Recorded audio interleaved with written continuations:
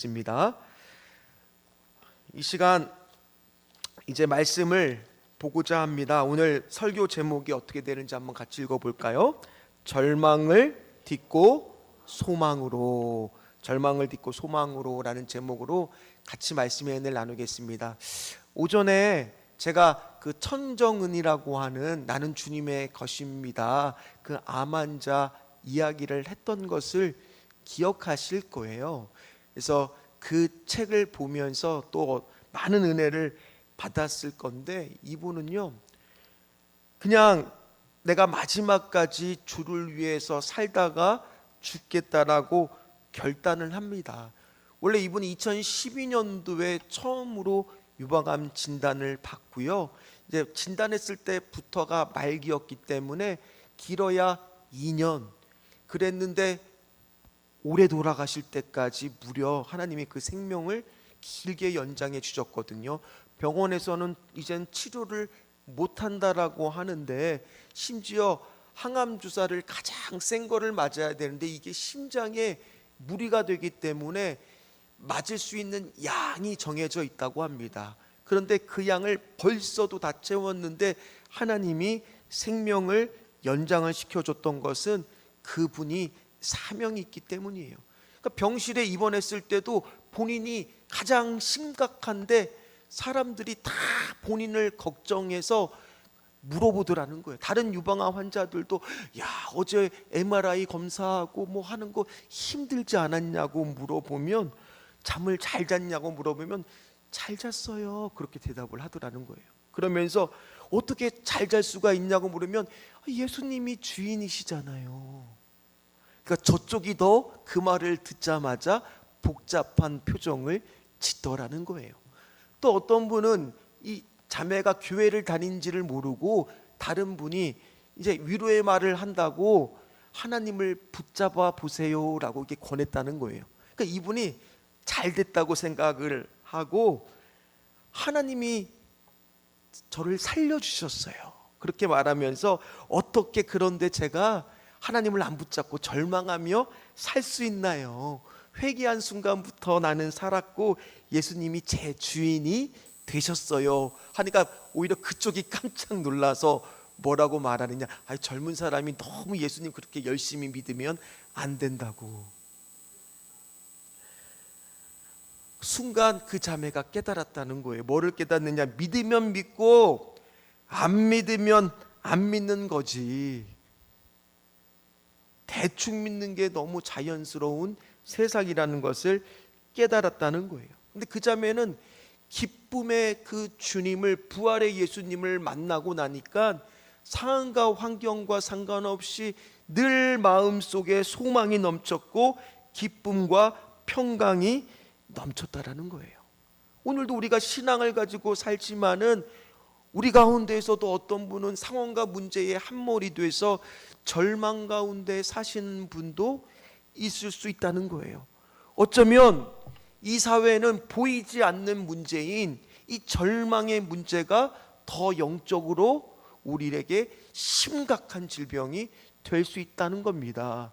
그래서 실존주의적 철학자인 키에르케고르는 뭐라고 말했느냐, 죽음에 이르는 병은 절망이다, 이렇게 말했다라는 거예요.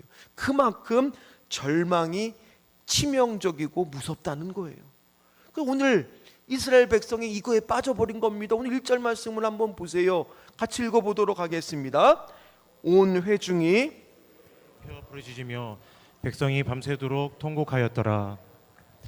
한번 상상해 보세요. 여기저기서 200만 명이나 되는 사람이 아이고 여기도 울고 저기도 울고 온통 천막마다 울음소리가 들린다라고 한번 생각을 해보세요. 오늘 말씀에 뭐라고 나와요? 밤새도록 온 회중이. 한번 생각해 보세요. 그들이요 밤새도록 하나님께 예배하고 밤새도록 찬양한 적이 있습니까? 만나를 주셨을 때 어디 성경을 보세요. 밤새도록 할렐루야 기뻐서 춤을 추며 찬양했다는 말이 나옵니까?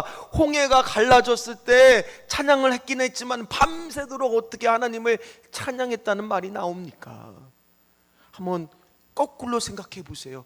밤새도록 그들이 주님을 지금 기도했다면, 밤새도록 그들이 주님을 예배하고 찬양했다면 오늘 이 결과는 달라졌을 거예요. 근데 그들이 한 일은 뭐예요? 밤새도록 그냥 울면서 그냥 절망하는데, 그 절망이 심해지니까 2절에 뭘로 바뀌더라? 2절 말씀 같이 읽겠습니다. 이스라엘 자손이 다 모세와 아론을 원망하며 온 회중이 그들에게 이르되 우리가 애굽 땅에서 죽었거나 이 광야에서 죽었으면 좋았을 것을. 미래가 안 보이고 눈앞이 캄캄하니까 그 다음에 그냥 말 내뱉는 것은 온통 방향성을 잃어버리고 감정에 치우친 말만, 죽었으면 좋았을 거. 진짜 죽었으면 어떡하려고요? 원망이 시작하는 거예요. 지도자를 탓하고 다른 사람을 탓하고 왜 우리를 이런 곳으로 끌고 왔느냐고. 이 모습 안에 우리 모습은 없습니까? 우리도 어떻습니까? 때때로 뭐 할 때 보면 나도 모르게 그냥 원망의 말, 절망의 말을 내뱉을 때는 없습니까? 쉽게 포기할 때는 없습니까? 믿음이라는 것은요, 이 자리에 앉아 있을 때는요 잘 몰라요.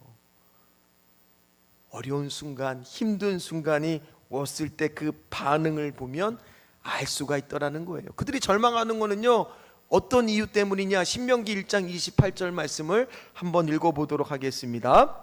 우리가 어디로 가랴?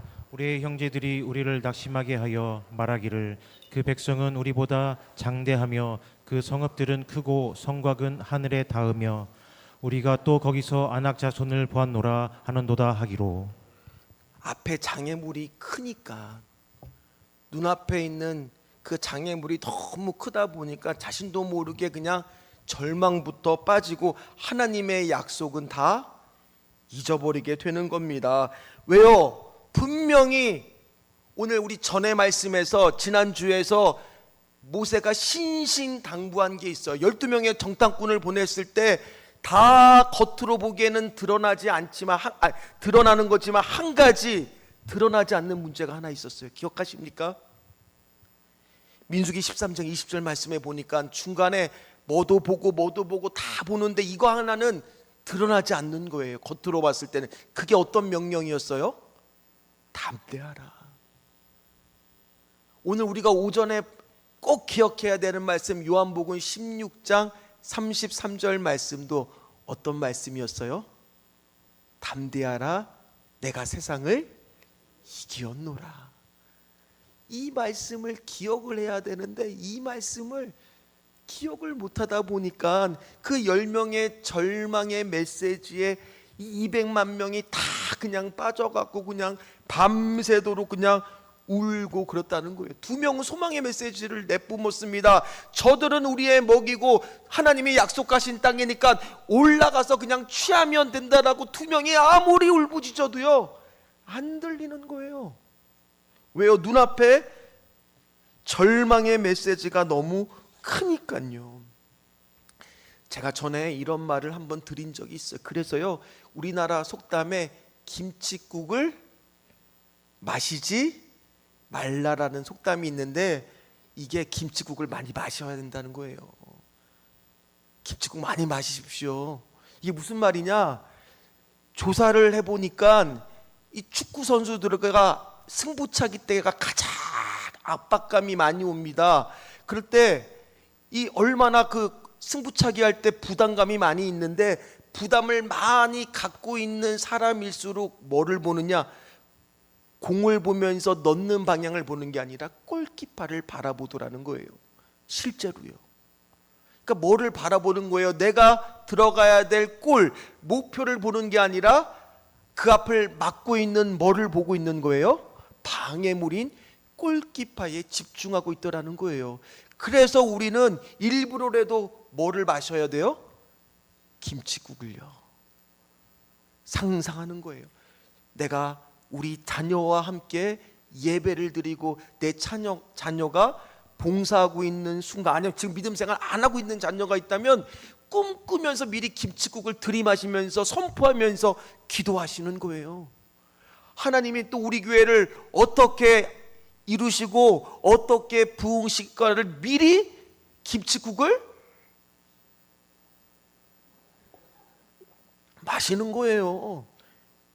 그러면서 기도하라는 거예요. 리더는요, 그래서 자꾸 하나님의 약속의 말씀을 선포해주고 성도들이 믿음으로 김칫국을 마실 수 있도록 만들어주는 게 리더가 해야 될 일이라는 겁니다. 실컷 들이키십시오. 방향성을 잃어버리지 말라는 거예요.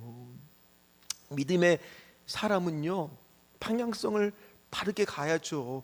아니, 어떻게 200만 명이나 되는 사람들 중에 그 2명의 말을 듣는 사람이 이렇게도 없단 말입니까? 어떻게 그들이 그렇게 다 하나같이, 아니 그들이 어떤 사람들입니까? 기적을 안 본 사람들이에요? 홍해가 갈라지는 기적을 봤지요.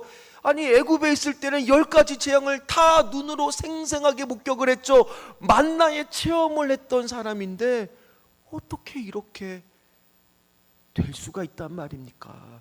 여기서 우리가 기억해야 될 것은요, 많은 사람이 얘기한다고 그게 진리가 아니라는 거예요. 성경의 진리의 기준은요, 명확해요. 말씀이에요. 누가복음 12장 32절 말씀을 보십시오. 뭐라고 말씀하고 계십니까? 적은 무리여 무서워 말라. 너희 아버지께서 그 나라를 너희에게 주시기를 기뻐하노라. 많은 사람이 아니에요. 어쩌면요, 그 말을 따르는, 우리가 오전에 불렀던 그 찬양의 가사처럼 주님의 말씀을 두렵고 경외하면서 그 말씀을 붙들려고 하는 그 사람을 통해서 하나님은 일하시고, 그 가정을 그 사람을 통해서 일으켜 세시고, 그 사람을 통해서 우리 교회를 일으켜 세워주시고, 이 나라를, 이 세계를 바꾸어 가신다라는 거예요.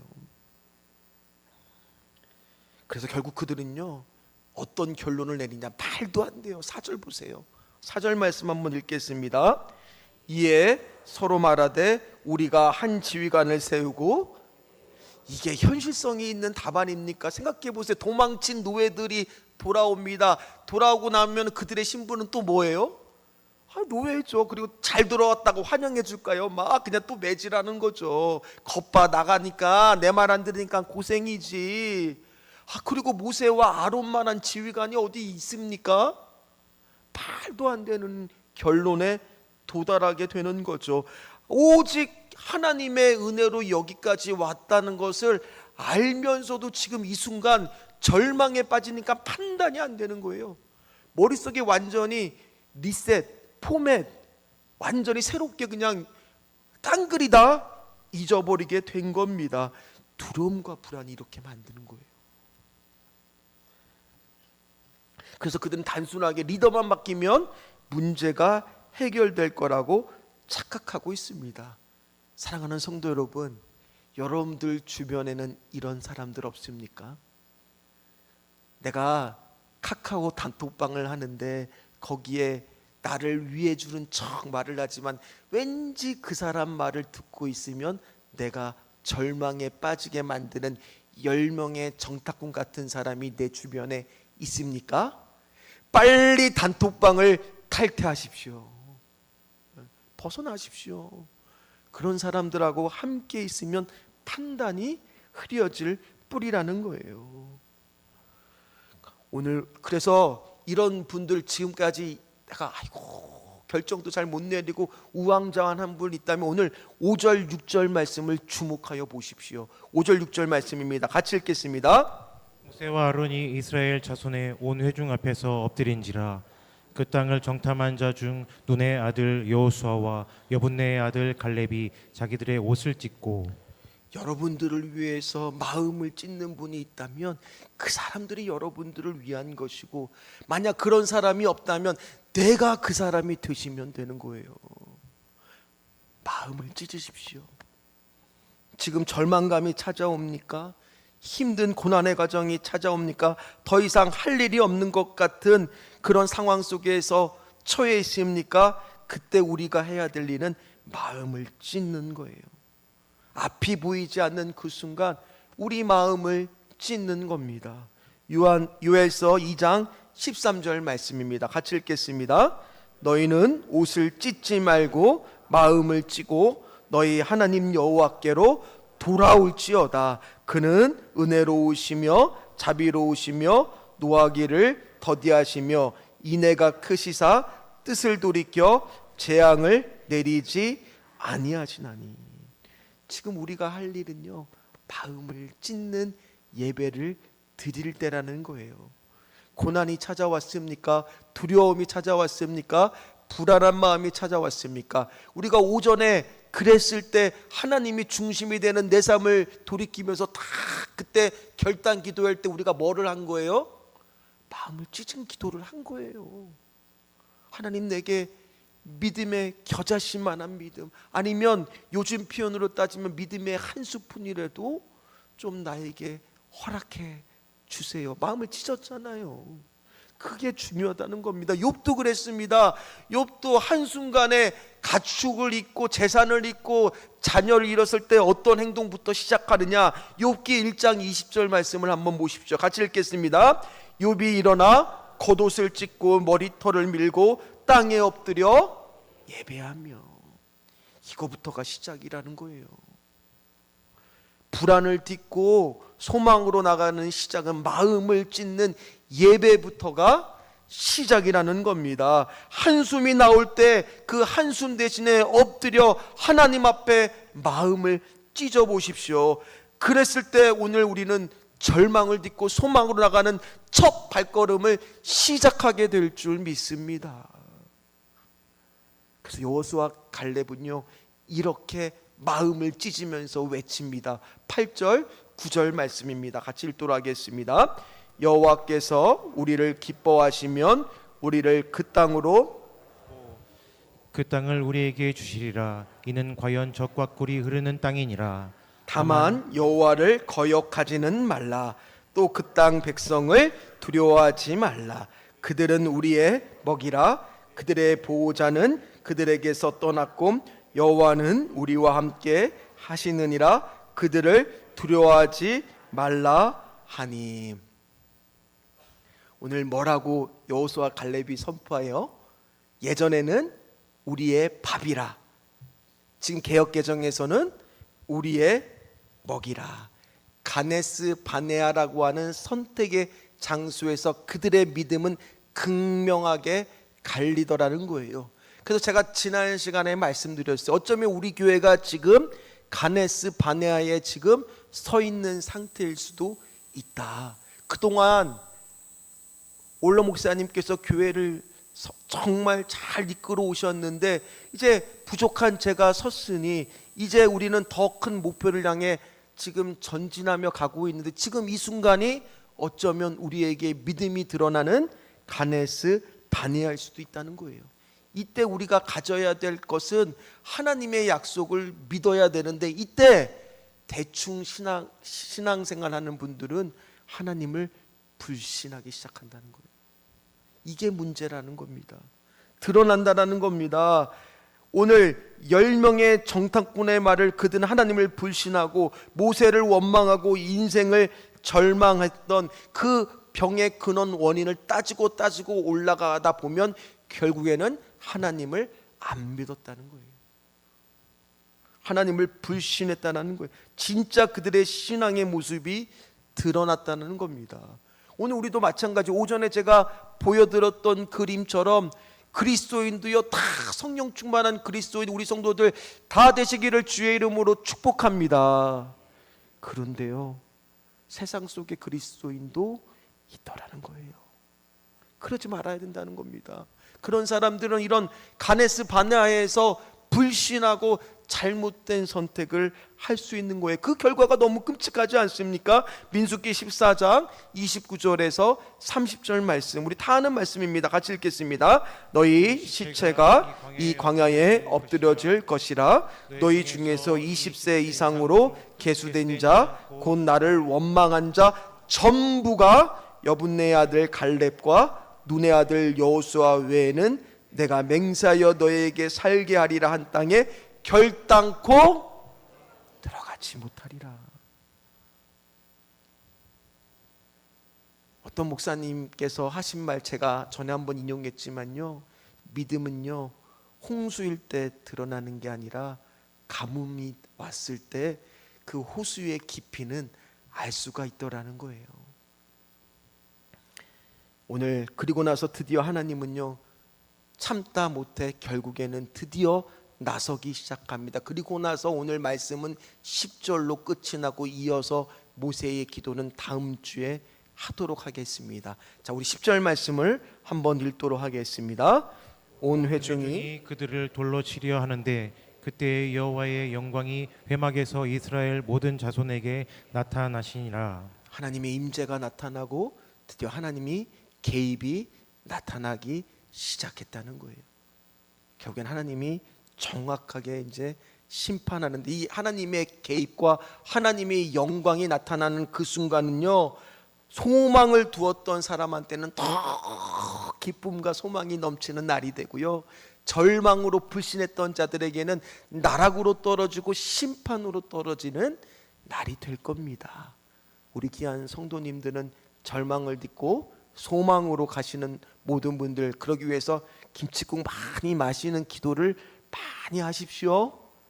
그런 분들 미리 선포하면서 그런 장면을 보면서 꿈을 꾸면서 기도하시는 분들 되시기를 주의 이름으로 축원합니다. 말씀을 마무리하도록 하겠습니다. 시빌라 마틴이라고 하는 분과 캐나다 노바 스코티어 출신으로 대학에서 음악을 공부를 하고 학생들을 가르쳤다고 합니다. 그리고 하버드 대학을 졸업하고 침례교 출신 목사 윌터 마틴하고 결혼을 하고, 이분들이 전도를 하면서 글을 쓰면서 그렇게 순회하면서 다녔을 때 9살 난 아들을 두었다라고 합니다. 그 뉴욕의 한 성경학교를 방문을 하고 조금 떨어진 교회에 가서 설교하기로 약속을 했는데, 그날따라 아내가 너무 아픈 거예요. 그래서 아내를 놓고 설교를 하러 가려니 도저히 아내를, 9살 난 아들이 어리잖아요, 맡기고 갈기가 너무 힘든 거예요. 그런데 그 어린 아들이 갑자기 이런 말을 했다고 합니다. 아빠가 오늘 밤 교회에서 설교하는 것이 하나님의 뜻이라면 아빠가 안 계신 동안 하나님이 엄마를 지켜주실 거야. 그렇지 않겠어?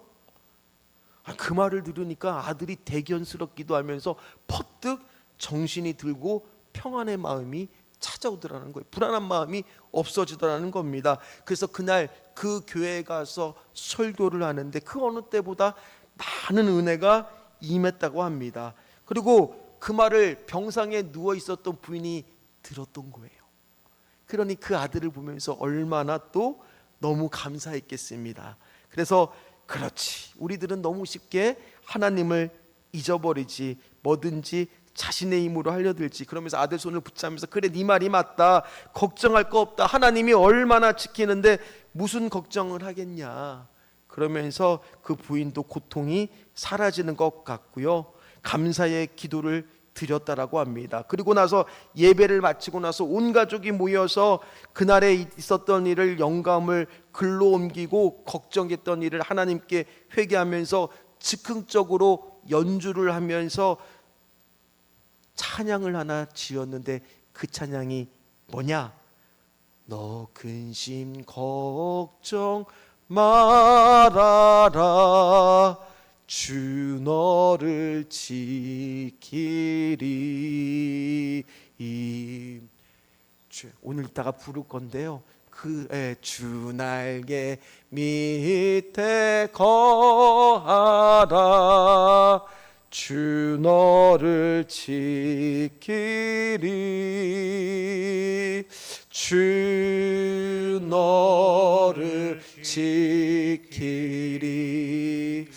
아무 때나 어디서나 주 너를 지키리,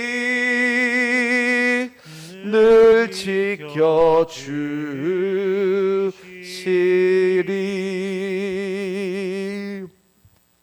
우리가 아무리 절망의 순간이 찾아와도 우리는 골키파 집중하는 게 아니라 김칫국을 미리 마시는 거예요. 미리 감사하는 거예요. 미리 선포하는 거예요. 소망을 주시는 감사하는 기도를 먼저 올리시기를 간절히 소망합니다. 하나님은 우리 교회를 축복하여 주실 줄 믿습니다. 우리 귀한 성도들의 가정을 축복해 주실 줄 믿습니다. 자녀들을 돌보아 주실 줄 믿습니다. 책임져 주실 줄 믿습니다. 절망의 마음 갖지 마시고 소망의 마음으로 꿈을 꾸면서 기도하시는 저와 여러분들 되시기를 간절히 소망합니다. 기도하도록 하겠습니다. 찬양은 준비해 주십시오. 주님, 눈앞의 상황은 절망적이지만 열심히 노력하고 여전히 죄에 넘어지고